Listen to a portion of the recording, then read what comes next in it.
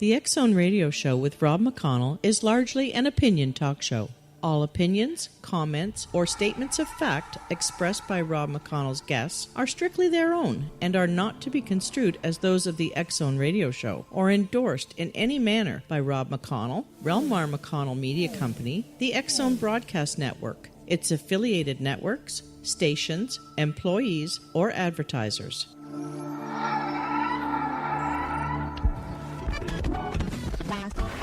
All Hit Radio.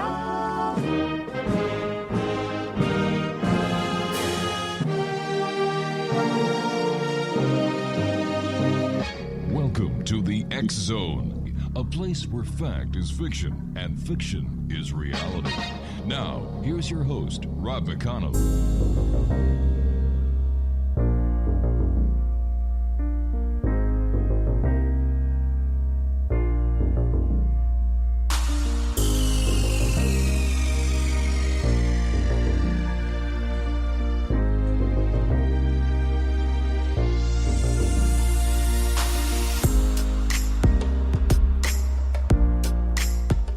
And welcome to the X Zone, everyone. I am Rob McConnell, and for the next hour, I'm your host and your guide as together we cross the time-space continuum to this place that I call the X Zone. It's a place where people dare to believe and dare to be heard. It's a place where fact is fiction and fiction is reality. And on this edition of the X Zone, we're going to be speaking to Matt Ralston. And Matt is a producer and editor living in Seattle, Washington. Matt has worked in the production industry for over 15 years as an editor and a producer. In no particular order, he loves horror films, puppets, his cat Scully, his newly built basement tiki bar, and he even, for good measure, mentions his wife Melissa. Nice guy. Yes. Cryptozoologist is his second feature-length documentary, his first Love and Saucers, garnered critical success and is coming off its 2017 festival run. It'll be available worldwide on most VOD and streaming platforms. His website is www.cryptozoologist.org. And joining me now is Matt Ralston. And Matt, welcome to the X Zone. Hey, thank you for having me. Happy to be here. Yeah, we're super. And congratulations, first of all, on Love and Saucers and thanks. Way it's being accepted. And what was it, Matt? Let's go back a little bit in time, get Sure. into the Peabody Wayback Machine. And what was it in time that drew you to wanting to do something on cryptozoology, and where did your interest in cryptozoology come from? Yeah. So I would say probably as soon as I could start reading. Oh, really? Yeah. That's kind of, I don't know, I was always into this stuff. I remember in kindergarten being, or maybe not, maybe that's giving myself a little too much credit. First, second grade, by the time I could really read, I was kind of the kid sitting in the corner with the vampire books from the library, just sitting by himself. Everyone else is reading Beverly Cleary. I had weird Bigfoot books and vampire books and scary stories you could tell in the dark, you know. Yeah, because I was just thinking about what kind of books I was reading in grade 1 and 2, and it was See Dick Run. See Dick run after Jane. What is Dick going to do with Jane? You know, it wasn't like see Dick run, see Jane run. They are running away from Bigfoot. Yeah. And, you know, part of it, too, is I grew up in Bellingham, Washington. Right. Almost as far northwest in Washington State as you can go. I just kind of remember even going to school, you know, some kid's uncle's friend said he saw a Bigfoot last weekend. Wow.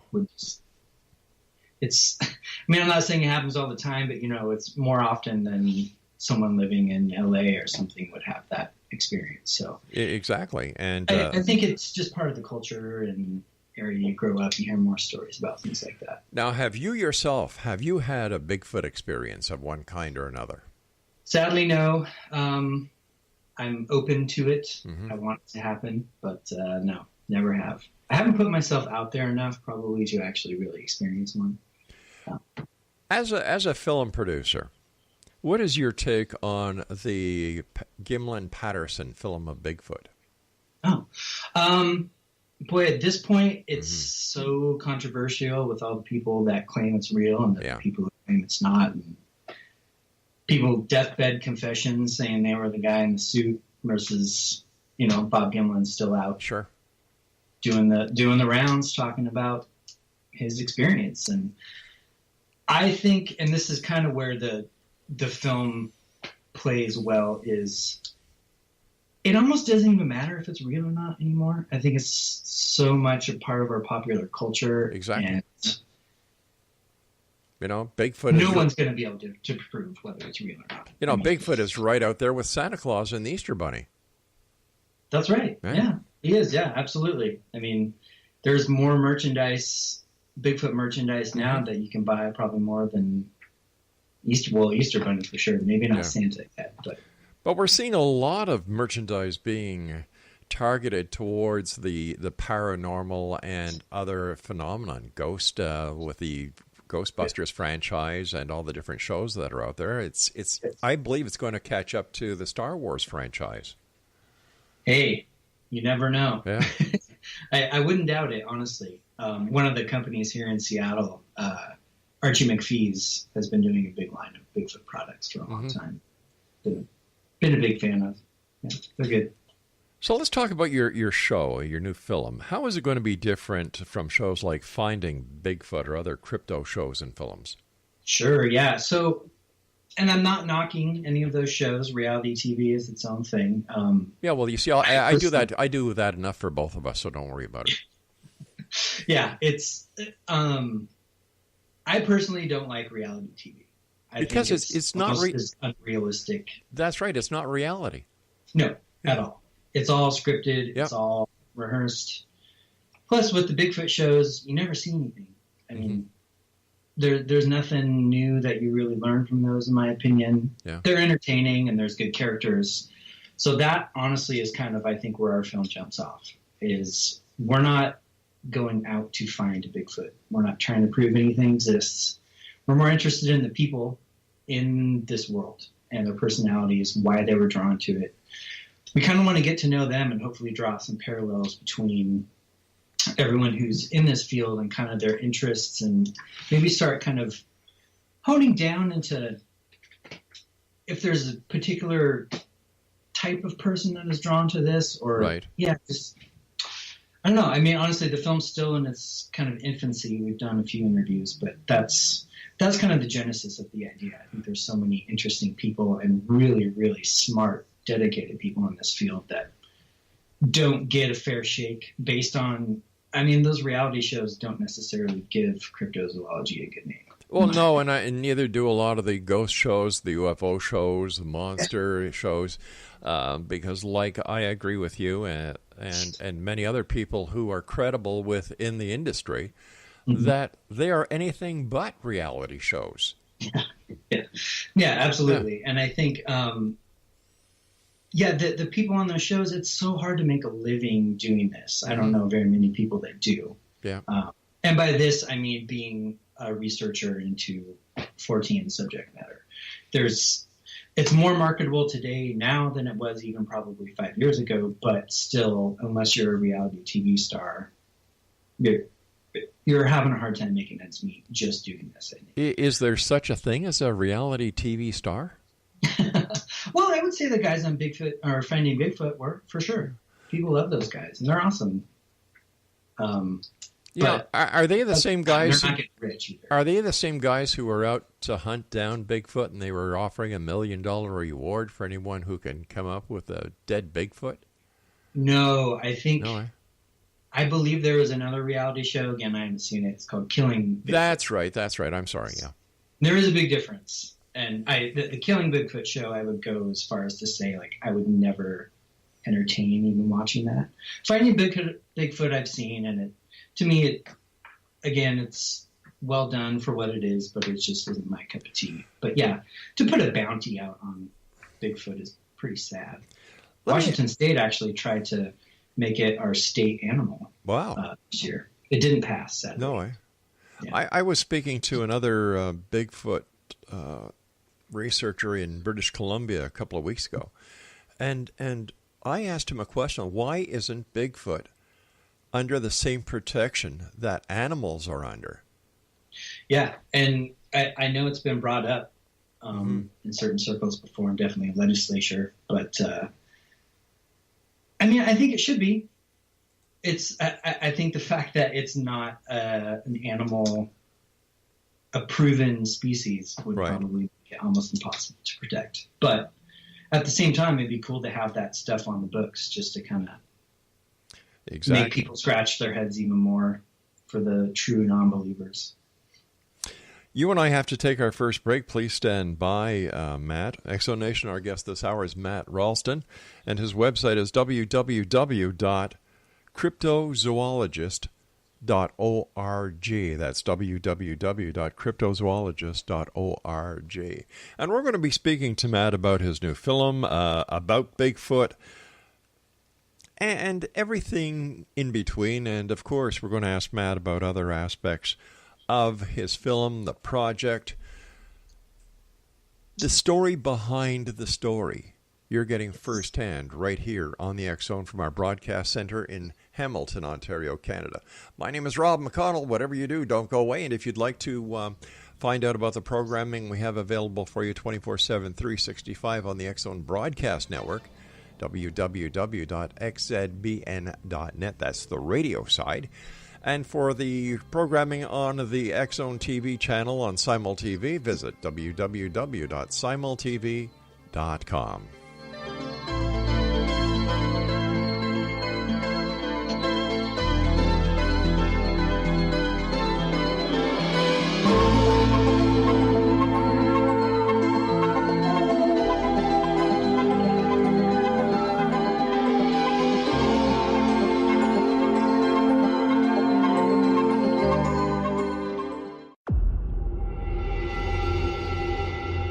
Whether you're a skeptic or a believer, join me, Rob McConnell, as together we'll investigate the world of the paranormal and the science of parapsychology here on the X Zone Radio TV show on XZBN and the X Zone TV channel on Simul TV. Since 1990, the X Zone Radio TV show has been the place where people dare to believe and dare to be heard. Together, we'll investigate UFOs, aliens, ghosts, Bigfoot, psychic phenomenon, lake monsters, conspiracy theories, government cover-ups, the truth embargo, alien abductions, ESP, haunted locations from around the world, and so much more. With over 28 years of broadcasting and more than 4,500 individual guests, the X Zone is truly a place where fact is fiction and fiction is reality, as evidenced by the credibility, integrity, and professionalism of the guests that we bring to our international audience. If you have seen a UFO, had a close encounter, seen a ghost, Bigfoot, lake monster, or a story that you would like to share or have investigated, contact me, Rob McConnell, by sending me your email to xzone@xzoneradiotv.com, or you can call toll-free 1-800-610-7035, extension 143, and on Skype, X Zone Radio TV. For more information on the X Zone Radio TV show with yours truly, Rob McConnell, visit www.xzoneradiotv.com or www.xzonetvchannel.com or simultv.com and xzbn.net. Until next we meet here in the X Zone from our broadcast center and studios in Hamilton, Ontario, Canada, always remember, X Zone Nation, keep your eyes to the sky and your heart in the light.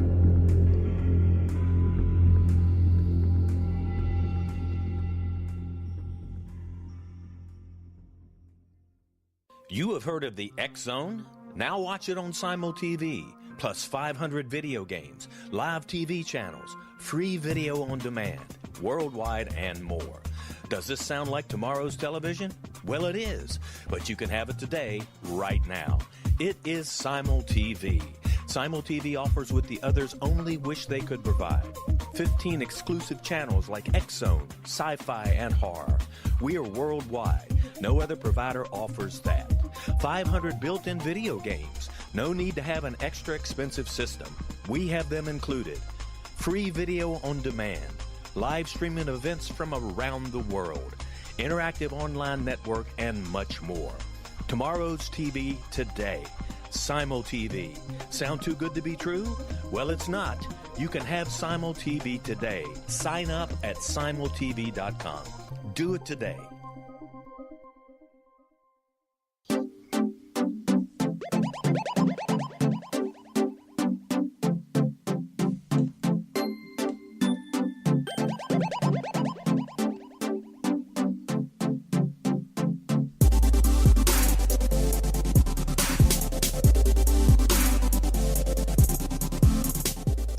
Welcome back, everyone. Matt Ralston is our very special guest this hour, www.cryptozoologist.org.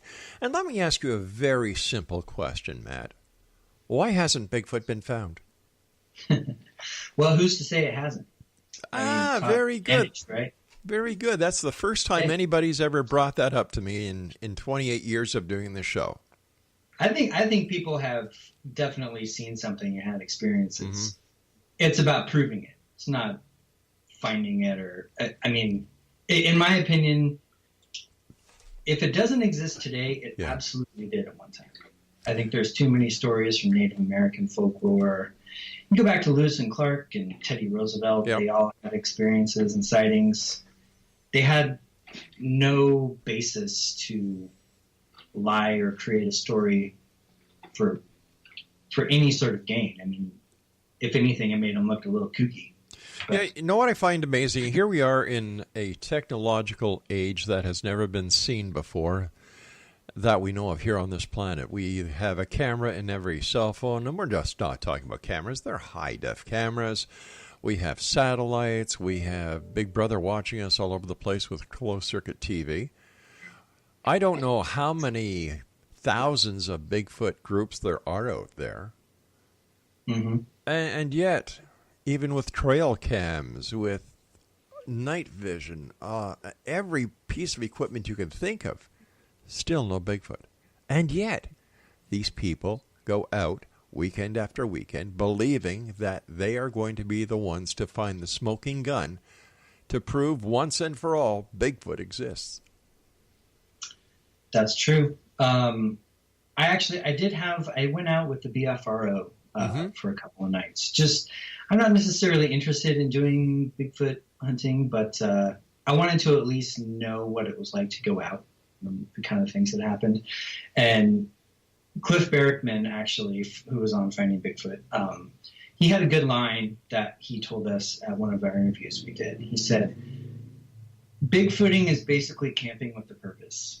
And that's really true. I mean, it's people going out and having fun, and it's kind of like the romance of the belief, I think, is what draws people to that. Not necessarily, I don't think there's too many people that think they're going to go out and find it, but it's sort of that kernel of a purpose.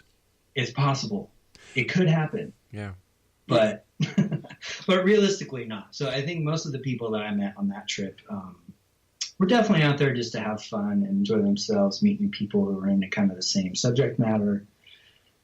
So is finding Bigfoot, as well as the quest for finding UFOs, lake monsters, ghosts, has it turned into a social gathering event with very little hope of ever discovering what the auspice is or what the alleged reason for getting together is? I don't know. I don't think there's little hope, but I do agree with the social aspect. Mm-hmm. I think as with social media growing and you can find more of, I'll quote, your tribe. Sure. People who are like you and do your same kind of thing. I think it is fun for people like us to come together and meet up and talk about this, because in my day-to-day life, I don't know that many people that are into this stuff. Yeah, I'm a director but we're kind of like, we just talk to each other about this, and then occasionally we get to do interviews and things. And if we're doing a screening, we get to talk about it. But other than that, most of the time, I just kind of joke about this stuff with people because not many people take it seriously. Who are some of the people? I'm sorry. Who are some of the people that you interviewed for your film? Yeah. So our first guy that we approached was Lauren Coleman. Oh, great guy. Yeah, Lauren's awesome. A great guy. I really wanted to get his blessing on this film to start. because I felt like he's been doing this for so long, and Yeah. this has been his life. And the whole point of the film is not to make fun of these people. It is really to show the serious side. And there is, I mean, believe me, there still is a fun side to it, but it's not silly. Yeah. You see, Lauren, Cryptozoology is fun. It's interesting. Lauren Coleman, in my opinion, is the grandfather of cryptozoology, as Stanton Friedman is of ufology, and Brad Steiger, rest his soul, was in other aspects of the paranormal. Yeah, and I would consider Lauren that as well, the godfather of cryptozoology. He would be very quick to correct you on that by bringing up Ivan Sanderson and Bernard Heuvelmans, who that's founded the study. But sure. Lauren was, when they were sort of aging out of it, he was kind of becoming a young man, and he just grasped onto it, and he was the one that really took it and has kept it going. Cryptozoology probably would have faded into non-existence if Lauren Coleman was not around. I agree with you 100%. So what did Lauren have to say? We did a full interview with him at the museum, and we really got into like his history and how he became interested in this, and his relationship with Ivan Sanderson, and how he helped Lauren he encouraged Lauren to keep writing letters and research things, and that was really, he was sort of Lauren's mentor for this. And Lauren was very, very, he really wanted to make sure that came across in the film, about how he was kind of, for lack of a better word, coached through it, or I think a mentor is the best word. But, when we got into some of the books he's written, and how the museum got started, and what cryptozoology is like today versus what it was 20 years ago. Oh, I'll bet you people who he thinks Mm-hmm. are legit in the field, who he thinks could maybe take over the mantle. He likes to say that, he's not going to be around forever. Yeah. Lauren seems to be doing great, but I think he's ready to kind of start passing the torch on. He's been doing these the International Cryptozoology conferences for the last, this year will be the third. So I think he's really trying to bring crypto out into more of the mainstream and do more events and things. What are some of the advances that have been made in cryptozoology or zoological research that you and Lauren talked about? Well, I think the biggest thing is it's social media and cameras. Everybody has one, like you said. Yeah. And I believe we did talk about this, but there's an analogy where it's, why hasn't anyone got a picture of Bigfoot? Right. To that effect, why can't you capture a picture of a chipmunk sitting in a tree? Because you got to get your phone out. By the time you get it turned on, it's gone. There's kind of like those little stories that he brings up of why. Well, just hold on a sec here. Hold on here a sec. If you're going out looking for a chipmunk in the tree, your camera is going to be ready. Right. True. If you're out looking for it, that's a different story. Right. So with all these people who are out looking for Bigfoot, they have cameras ready. They have, I've seen people with everything from a small cell phone camera to trail cameras to full-size broadcast cameras. Oh, yeah. And still nothing. Still nothing. Yeah. Who's to say? I think everyone who has any interest in the subject matter does kind of agree that it is a very intelligent creature. Yeah. And if it has any sort of common sense, it would stay the hell away from people. Smart. Very smart. Yeah. All right. Besides Lauren Coleman, who did you speak with? Yes. So we've conducted an interview with Linda Godfrey, who was fantastic. We talked to her about the Dogman sightings out in Wisconsin, and kind of that ethos and how that generated from her book that she wrote. Well, it was an article she wrote for a newspaper that then spawned her whole career in this field. She was definitely not like Lauren, where she had been doing this from a young age. It was sort of, she had an established career as a journalist. Mm-hmm. She had heard about this local story in her hometown of this girl who had seen, a werewolf type sure entity. And she wrote about it in her local paper, and it it just kind of took off, and she started getting phone calls and more reports about it. So she started documenting the sightings, talking to eyewitnesses. She wrote a book, and from there, you know, I don't know how many books Linda's written, but it's a fair amount of books. We talked with Lyle Blackburn. We haven't completed all of our filming with Lyle yet, but we talked with him. He's kind of more of our like pop culture cryptozoologist. He seems to be, he's strictly an author. He doesn't do a lot of like field work. He's more involved with like, well, the Boggy Creek film is kind of, that's how he got into this world, was seeing that as a young man. His dad took him to a drive-in in Texas, and it burned an image on his brain that he never got out of his head, and he's been in love with that film ever since. I think he was just on the Joe Bob Briggs special on Shudder for trying to bring Joe Bob back, and they screened Boggy Creek, and it was a big success. But yeah, Lyle's great. He has a good book, Monster Bizarro, that he wrote for Rue Morgue magazine that really gets into the history of Bigfoot in popular culture, how it started, all the films Bigfoot has been portrayed in, action figures. He's a really great guy to talk to. And one thing I love about all the people we've talked to is just their intellectual aspect of what they do. All right, stand by, please, Matt. We've got to take our news break at the bottom of the hour. Exonation Matt Ralston is our special guest.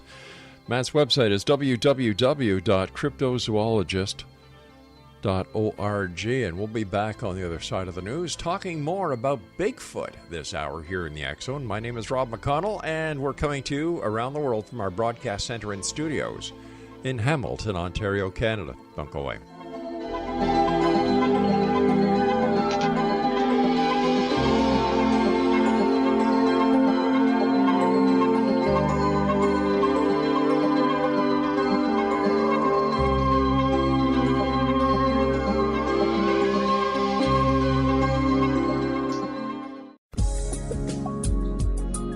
Broadcast studios in Hamilton, Ontario, Canada, to the world and beyond. You're watching the X Zone Broadcast Network, www.xzbn.net.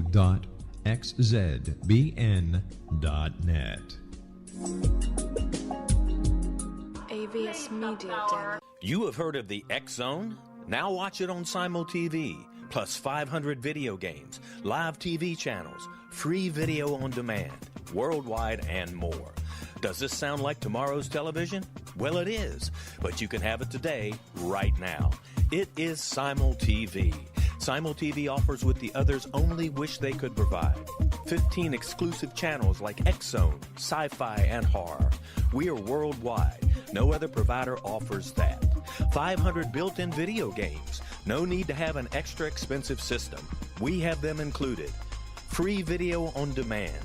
Live streaming events from around the world, interactive online network, and much more.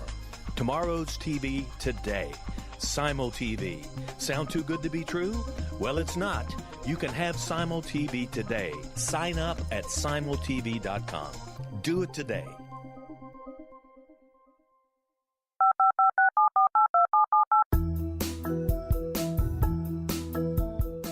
Did you know that when you're on the road with limited data or Wi-Fi, you can still listen to the X Zone radio show with Rob McConnell, The Science of Magic with Gwilda Wiyaka, X-1, Dimension X, Space Patrol, and every minute of the X Zone broadcast network by calling 213-401-0080, courtesy of Audio Now. No smartphone, app, or internet needed. It saves your data plan, and it's free if you have unlimited minutes. Call 213-401-0080 to listen on any phone, anytime, anywhere. Remember 213-401-0080 for the best of the paranormal, parapsychology, and sci-fi radio programming anywhere, 24/7, 365.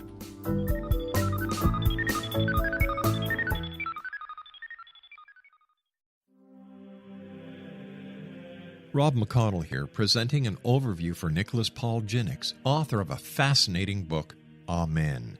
It presents facts revealed by Egyptologists, facts that enable us to understand why Amen is the beginning of creation of God. It provides recommendations for religious leaders of the major religions to unify their beliefs and teach the Word of God. Love one another. Amen informs people how mankind conceived God. It was the Egyptians that developed the concepts of a soul, a hereafter, and Son of God. And finally, after the worship of many gods, they conceived the belief in one universal God, the maker of all there is. For more information, visit www.futureofgodamen.com. That's www.futureofgodamen.com.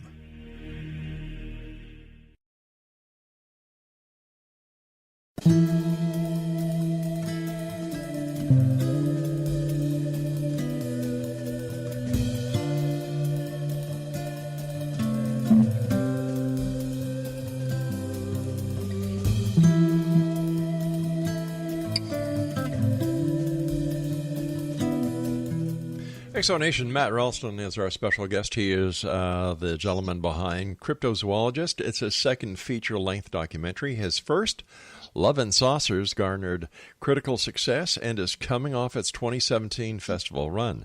It will be available worldwide on most VOD and streaming platforms. His website, www.cryptozoologist.org. Was there anything during the filming that you've done so far on this project that just blew you away? Something totally unexpected. Boy, yes. Okay. When we interviewed Linda in Wisconsin, she took us out to a gentleman who has been having incidents happen on his property to this day. He has documented as much as he has possibly could. He's put up trail cams. He claims that there is the Beast of Bray Road, or whatever dogman type creature, has been frequenting his property and stealing carcasses of deers he's been putting out for it. Some of the photos that he showed us, there was some stuff on there that was unexplainable. He showed us a couple photos, well, more than a couple, I would say dozens of photos of a black mist that would appear in the camera. It would trigger his trail cams, and like broad daylight, a black mist would show up, trigger the trail cams, and just fade away. And there's no explanation for it. And yeah, I mean, there's things like that. I'm definitely kind of the Fox Mulder of this world. I want to believe this stuff so bad, but until I have actual proof for something that hits me across the face, so I have to believe, I'm going to be a skeptic. Those photos that he had were, I still don't know what to think about them. They were really cool. Seth Breedlove from Small Town Monsters also did a project with Linda and this gentleman that I think you'll see his project before you see ours. So when that comes out, when Seth's stuff comes out, I'm sure you'll get to see what I saw. With all the different independent producers that are putting small documentaries on the different video platforms, is there a possibility that this will diminish the interest in the Bigfoot because there'll be overkill? If we're not there yet, then I don't think we're going to overkill it at this point, in my opinion. I do think the one thing that separates us from kind of some of those other projects is we're really not focusing on Bigfoot. We're talking to Lyle Blackburn about Bigfoot, and that's it. Lauren talks about it, Yetis a little bit, but we're really not we're not interested in trying to prove if anything exists. Yeah, it's basically a documentary on the people who do the research. Yeah, exactly. Right. And just to kind of show their credibility and why they're involved and how they got involved, and that there is something to all of this. Sure.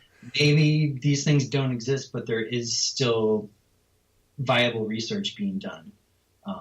Especially, with like the thylacine down in Australia. If it is proven that it is still in existence, then it will go under national protection, obviously, and become an endangered species. Maybe that's something that can be brought back. Who knows? But, so yeah, we're kind of running the gamut between everything from Bigfoot to, the thylacine is probably one of the more likely to be found cryptids out there, I think. If Bigfoot is real, and if these researchers are doing everything they can in order to substantiate the claims of people who have witnessed or allegedly witnessed a Bigfoot, how come there has never been a cadaver of a Bigfoot found? Well, all I can tell you is some of the explanations that I've heard from experts. Okay. I am not an expert. I'm a filmmaker. I know nothing about this stuff. I only know what these guys have told me. You relay the story to the viewers and the audience. I just want to make sure I'm not coming across as Bigfoot. No. One of the explanations that I've heard from a few people, which I think is really interesting, is almost like a burial ritual, where it's like humans, where when one of us passes away, they're buried. It's not just like a dog that passes away in the woods or a deer and you find its carcass. These are supposedly family entities where they have groups, and it makes sense when you think about it. If that's really if Bigfoot exists, and in everything that some of these researchers say about them being in groups and in families, you would bury your loved ones. And I don't know. I love that explanation. I think I'm just going to stick with that. Oh, it's kind of nice, and it puts Bigfoot into a category of a family sociological group. But we have had moose hit on the highways. We have had bears hit. We have had deer hit. We have porcupines and every other critter you can imagine. Except Bigfoot. Yeah, that's true. And I wish I had an explanation for you. And, that what you're saying would probably go towards proving that Bigfoot doesn't exist. Or it's some sort of, I don't know, just folktale. I understand the importance of keeping the myth alive. Because it has spin off a nice little industry. That's right. People are making. No. Let's call a spade here. Yeah. All right. People are making money off of this myth, this legend. Just like people at Christmas time make money off of Santa Claus, and at Easter time, Easter, Halloween, and the list goes on and on and on. And I think that social media certainly hasn't hurt those who see dollar signs every time they cross a street and see a new angle. But when it comes to the legitimizing the existence, how important then is it that we find out whether Bigfoot is real or not? I honestly think it depends who you talk to. I think there's people in the world that could care less if Bigfoot is found. What does it matter? I mean, it could be a missing link. It could just be a species of ape that, like the Gigantopithecus, that did exist. It's possible they could have migrated over to North America. But, I mean, I think people have really made so much money off Bigfoot, and it's only going to get – people are only going to make more. Especially if it gets found, I would imagine. Sure. That, holy smokes. But then you had people like Tom Biscardi. I might consider a job change. You had people like Tom Biscardi who, nearly wrecked the entire Bigfoot research. Yeah, he was the guy in Georgia. Yeah. Yeah. He did more to harm the industry than anything else. Yeah, no, I know, and that's why cryptozoology kind of has the reputation it does, because of things like that. And it's frustrating and sad. That's another reason why, honestly, I think that we wanted to make this film, was just to kind of be able to dispel some of those stories. Lauren actually brought up a good point. He said, the only stories you hear about in the media about Bigfoot are when people fake it. Yeah. You don't hear about credible sightings on CNN. You only you don't hear anything credible on CNN. That's true. You don't hear much credible on any news anymore because who knows what the heck's going on. But is it possible that the reason why these stories aren't covered by media is because so many times the stories are told with absolutely no evidence whatsoever. Yeah, it's been done to death. Yeah. And that's, it's boring at this point. Absolutely. I have no interest in hearing someone else's Bigfoot sighting. Sure. Just personally. But there are some unbelievable stories of pretty credible people, or people that I would trust, that have told me things that I have no reason not to believe them. So, but if all these stories are out there, Matt, how come there's no proof to substantiate any of these stories? That to me makes no sense as a former police investigator and a journalist and a broadcaster. It makes no sense. It does make no sense. But I mean, I would go back to, are you familiar with the Grays Harbor sightings of the police force in Washington State? No, I'm sorry. Yeah, so I'm not an expert. I'm going to get my dates wrong, but That's I want all to say right. this. It's your opinion. In the 80s, Grays Harbor sheriffs have seen Bigfoot, they say. They actually have made casts themselves, and they will not go on record saying that they believe, but they will go on record saying that they've seen something. Wait a sec. What's the difference? If you're going on record saying you've seen something. Well, just because they made a cast of the footprints. The actual officer went back and made a cast of the footprints. So this is what he saw. I see. Right. And apparently other members of the force are 100% like, oh yes, they exist, but they won't go on record saying it. So that's something like someone like Lauren or Cliff Barrickman would go talk to those guys. They would get that story, but then, it ends. How do you prove it? You exactly. can't. It's just all hearsay. Matt, stand by. We've got to take our final break. X-Zone Nation, Matt Ralston is our guest. His website is cryptozoologist.org, and we'll be back on the other side of this break as we wrap up this hour here in the X-Zone from our broadcast center in Hamilton, Ontario, Canada. Don't forget, you can get your complimentary copy of the X-Chronicles newspaper online at www.xchroniclesnewspaper.com.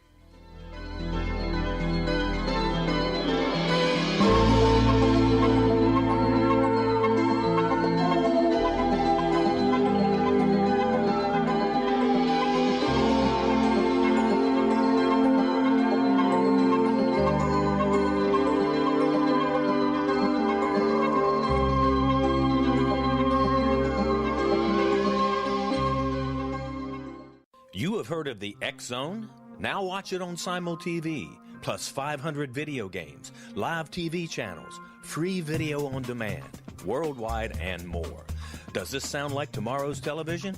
Well, it is, but you can have it today, right now. It is Simul TV. Simul TV offers what the others only wish they could provide. 15 exclusive channels like X-Zone, Sci-Fi, and Horror. We are worldwide. No other provider offers that. 500 built-in video games. No need to have an extra expensive system. We have them included. Free video on demand. Live streaming events from around the world. Interactive online network, and much more. Tomorrow's TV today. Simul TV. Sound too good to be true? Well, it's not. You can have Simul TV today. Sign up at simultv.com. Do it today.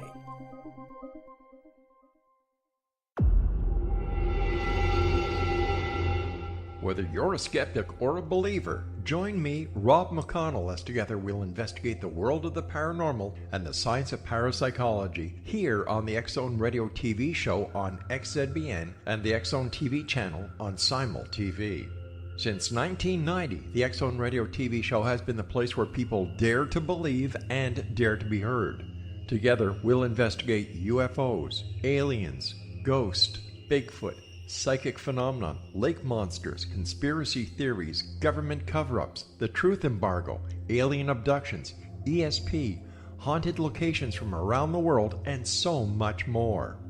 With over 28 years of broadcasting and more than 4,500 individual guests, the X-Zone is truly a place where fact is fiction and fiction is reality, as evidenced by the credibility, integrity, and professionalism of the guests that we bring to our international audience. If you have seen a UFO, had a close encounter, seen a ghost, Bigfoot, lake monster, or a story that you would like to share or have investigated, contact me, Rob McConnell, by sending me your email to xzone@xzoneradiotv.com, or you can call toll-free 1-800-610-7035, extension 143, and on Skype, X-Zone Radio TV.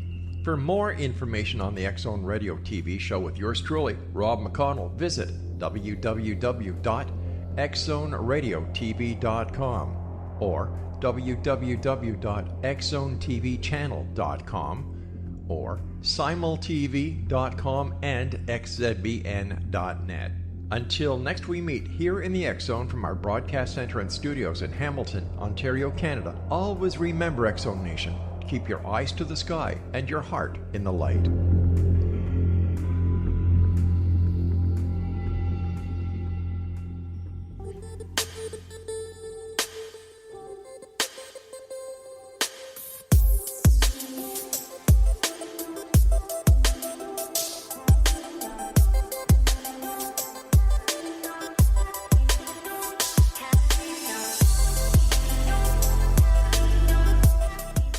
Matt Ralston is our guest, www.cryptozoologist.org.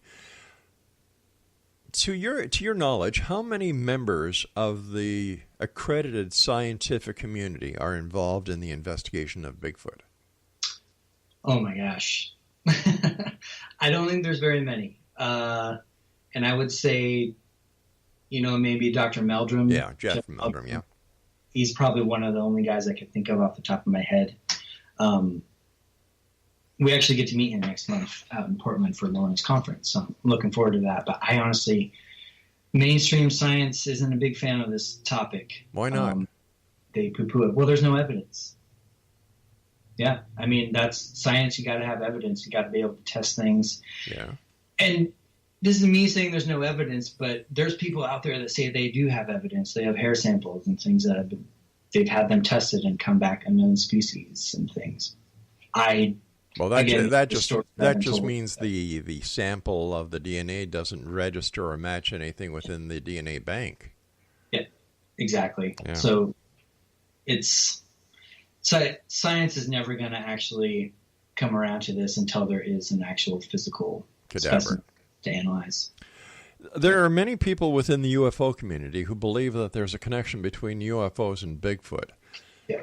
Have you heard anything about that? Oh, yeah, a lot. I think it's a pretty fun thing to dive into. The last film that my director and I made is called Love and Saucers, and it's about an alien abductee. One of the beings he saw was it wasn't a Bigfoot, but it was about a 5 foot tall little hairy humanoid. Was the first alien he ever saw as a kid. So I mean, it looks like a little Bigfoot that he saw. And he just to backtrack, the guy we did the film about is a painter, so he's painted all of his experiences. The image that he painted and tells about, it looks like a little Bigfoot. Yeah, there's all the stories from, aliens that apparently people think that Bigfoot is able to cloak itself with a cloaking device. It can become invisible. It's not of this dimension. Who knows? I mean, they're really fun stories to get into, and I love reading about it. But you've mentioned the word. You've mentioned the word fun several times. Mm-hmm. How serious do you take this then? If it's a lot of fun. I love cryptozoology so much because it's just dealing with the bizarre and the unusual and the unknown. And I think all these kind of threads of aliens and things that all kind of follows along that line. I do take cryptozoology seriously as someone who just kind of ingests it and reads about it. There's so many. I think Bigfoot is the most fantastical of everything. I personally don't really believe Bigfoot exists. But there's so many other stories in cryptozoology or species that I do think are going to be found. I do think that the thylacine in Australia is still around. Mm-hmm. We're working with Chris Rayberg down there, who claimed he has audio recordings of it howling that he has not released yet. He's played them for me. I've heard it. I don't really know what the thylacine sounds like, but it was pretty crazy sounding. There's also, in Indonesia, there's the orang pendek, and we're going to be working with Adam Davies out in Indonesia to kind of follow him along as he does another expedition out there. And Lauren Coleman actually has gone on record saying he thinks that that is the next cryptid that will be discovered, is the orang pendek. And it's not some paranormal entity. It is most likely a cousin of an orangutan that walks upright, which is still an incredibly cool thing if it does get discovered. I mean, that's unheard of and never been seen before on this planet. It's pretty cool, at least in our lifetime. So in that aspect, it is fun because there's all these things out there that people just don't know about. And if you take the time to listen to the stories from educated researchers, you may just kind of start believing well, hey, man, if there's a unknown primate living in the jungles of Sumatra, who's to say there's not one in North America? But you just said listen to the educated researchers. Yep. And there is no education that could be acquired to become a cryptozoologist. So any of the education that these researchers have are self-taught. Well, Adam Davies actually is a professor. He does have the schooling. Lauren Coleman. I mean, these guys are all college graduates. But yeah, you cannot take a course in cryptozoology. You can't get a degree. In fact, if you watch our trailer, that's one of the lines that Lyle Blackburn actually said. There's no way to get an accreditation for this. It's just sort of a self-appointed title. If you go out looking for Bigfoot and you decide you want to do that every weekend, technically you're a cryptozoologist. Yeah. So basically, I'm one at this point. So basically, cryptozoology is a hobby. Yes, for sure. A very serious hobby to some people. Some people it's more fun. So, again, for me, I like the more fun aspect of it. But I'm really interested in what the people who do it for a living have to say. So cryptozoology is not unlike ufology or ghost busting, except the object of the hunt or the object of the social gathering in one is Bigfoot, in another it's a UFO, and in another it's a ghost. Absolutely. And the one thing that separates cryptozoology from all that is there are flesh and blood animals out there.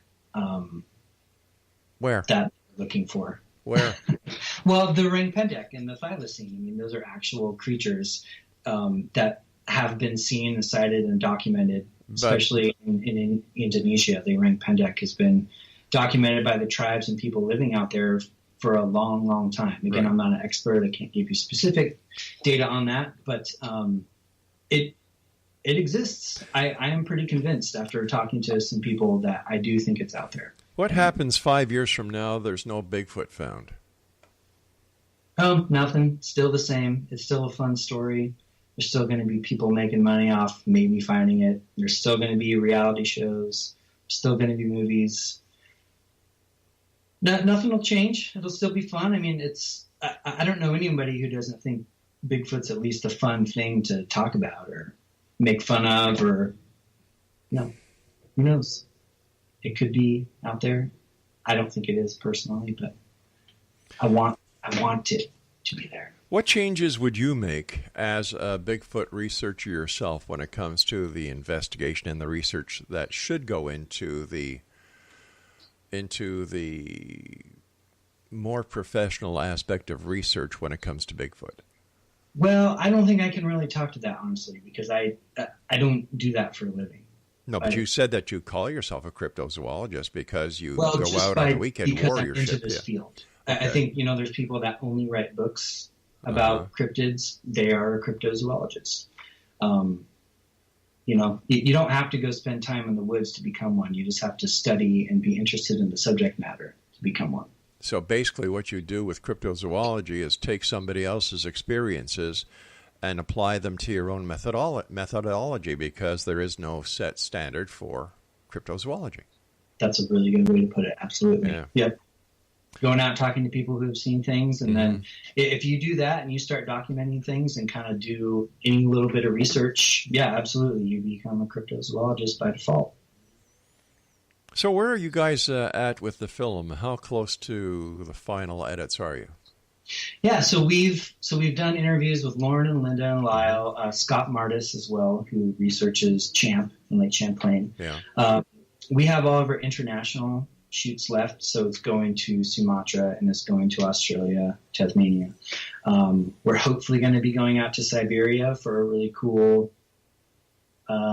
story, I guess, that one of our researchers have heard, Richard Freeman. We're going to be filming in the UK as well. So still, I mean, I would say we have a big chunk of the film left to do. It's all of our international cryptozoologists haven't been represented yet, but we're eager to start filming. We're still looking for some funding to make the rest of it happen. Yeah, I was just going to ask you, where do you guys get your funding for the film?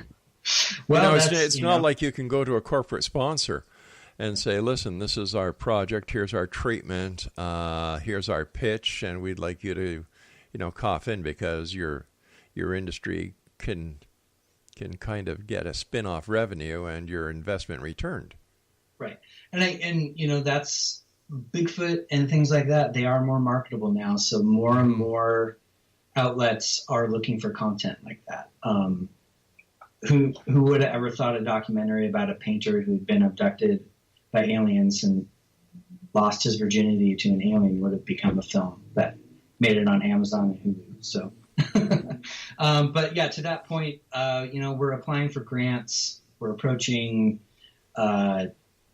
pitch festivals and things, trying to get funding. We are bringing on a few other producers that I can't talk about right now that have some pretty good connections in the documentary world. But Europe actually could be a good potential for us because they support the arts a lot more. And I think our film is definitely going to land more in the artistic vein as opposed to like a hardcore Bigfoot documentary. It's just not going to be that. It really is more about the people and personalities in this field and what's drawn them to it, as opposed to finding the creatures. So I think in that regard, once people kind of understand we're not making a Bigfoot movie and it's really hard to separate, that's just how it's going to be. Matt, we've got to say so long for tonight. I want to thank you very much for joining us. And X Zone Nation, if you'd like to find out more about Matt and his project, www.cryptozoologist.org. Thanks for having me. It's a great pleasure. We'll be back on the other side of this commercial break with the news as we continue here in the X Zone on the Simul TV network, on the X Zone TV channel, and on the X Zone Broadcast Network. Whatever you do, don't go away. We'll be back. With or without Bigfoot? Is he real? That's the question. Don't go away.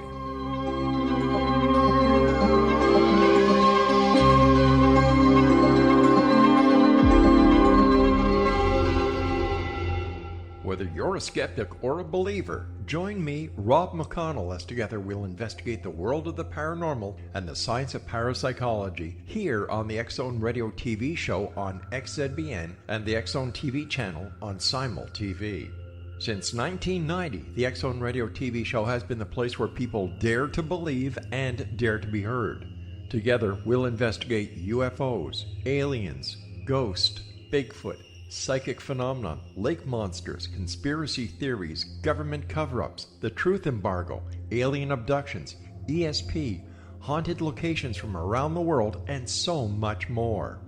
With over 28 years of broadcasting and more than 4,500 individual guests, the X Zone is truly a place where fact is fiction and fiction is reality, as evidenced by the credibility, integrity, and professionalism of the guests that we bring to our international audience.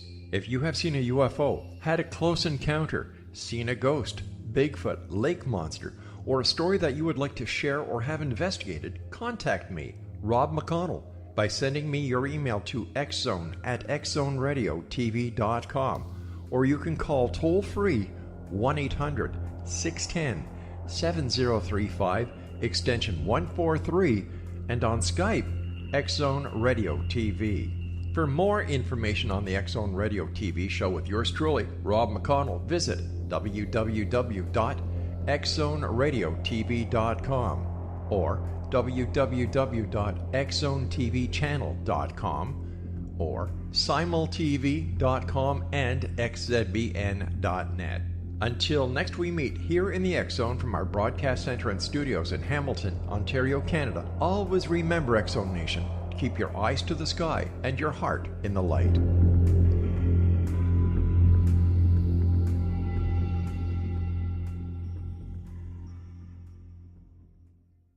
You have heard of the X Zone?